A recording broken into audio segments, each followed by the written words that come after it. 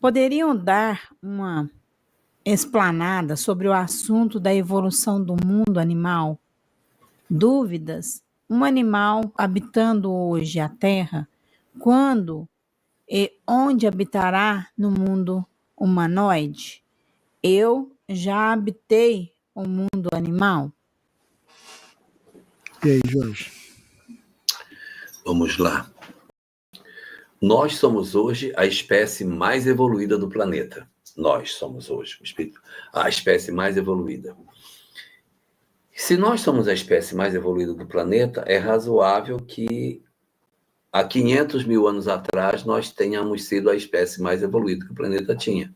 Nós éramos a mais evoluída naquela época, somos a mais evoluída hoje.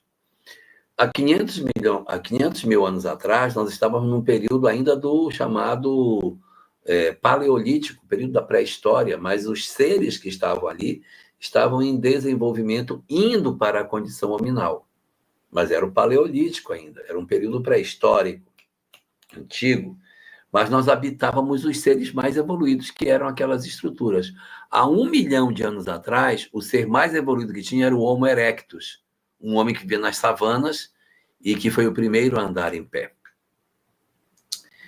Então, nós éramos o Homo erectus. Puxa 3 milhões de anos para trás, nós vamos encontrar os australopitecos, que era o que tinha de mais evoluído no planeta nessa época. Então, vai puxando para trás e você é sempre o mais evoluído que tem. Há 10 milhões de anos atrás, não tinha nada de ser humano. Então, nós éramos o primata mais evoluído que existia, chamado Ramapithecus. Puxa, sei lá, 350 milhões de anos atrás, o que tinha de mais evoluído era só os batráquios, não tinha nada melhor. Há 500 milhões de anos atrás, o que tinha de melhor no planeta eram os peixes. Onde é que eu estava, então?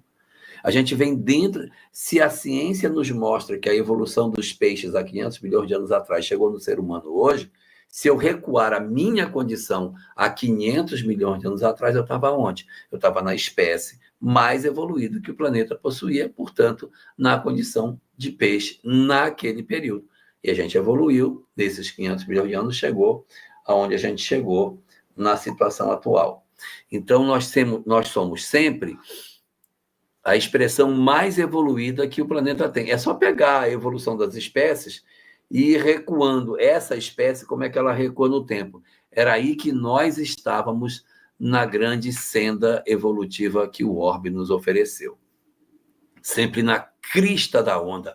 O que tinha de mais evoluído éramos nós ali, indo na direção do ser humano que hoje nós somos. Com relação ao destino dos animais após a morte, a questão 600 de O Livro dos Espíritos nos fala sobre isso. O que acontece com o espírito, o que acontece com os animais após a morte? O princípio espiritual, ou seja, aquilo que um dia vai ser espírito, mas ainda não é chamado de espírito, porque não tem livre-arbítrio ainda, por isso não é chamado de espírito. O princípio espiritual que está nesse elemento, nesse animal, ele vai evoluir e vai chegar lá na frente a ser um espírito. Agora ainda não é, ele é um embrião de espírito. Ele é uma promessa de ser um espírito ainda. Quando desencarna, questão 600, falar que você vai achar, eles são aproveitados quase que imediatamente, é o que está dito lá. Então ele desencarna, ele é aproveitado quase que instantaneamente. O que é aproveitado?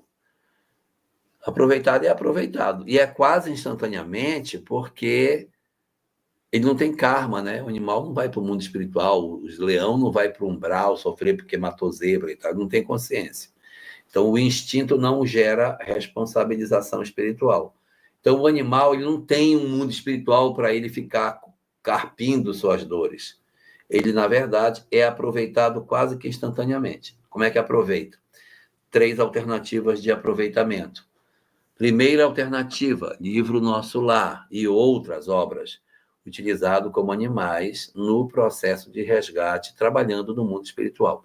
Animais que são bem mais inteligentes, que estão aptos a ajudar o semelhante, permanecem no mundo espiritual em atividade de socorro nas regiões mais infelizes, em que os espíritos se utilizam deles para carregar, para levar, para fazer o transporte dos necessitados que ali estejam. Situação número 2, eles são aproveitados no melhoramento genético de sua espécie para impulsionar o código genético quando reencarnam, promovendo as mutações que vão levando as espécies à evolução.